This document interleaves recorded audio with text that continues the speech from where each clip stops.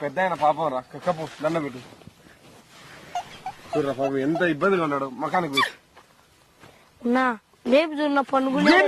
నెచ్చినా ఇంత పండుకుంటాడా ఇంత కొట్టాడుతున్నాం మన ఇద్దరం చచ్చిపోయినారా పదని నేను చూసి ముక్కొక్కడు ఏళ్ళు పెడితే పని చేయలే పని చేయకుంటే అప్పుడు ఏమన్నా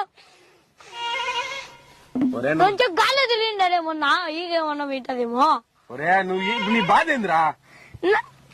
ముక్కులోనే నా గుద్దలే పెట్టాల్సింది చెయ్యి ఒరే నేను అన్ని చూసా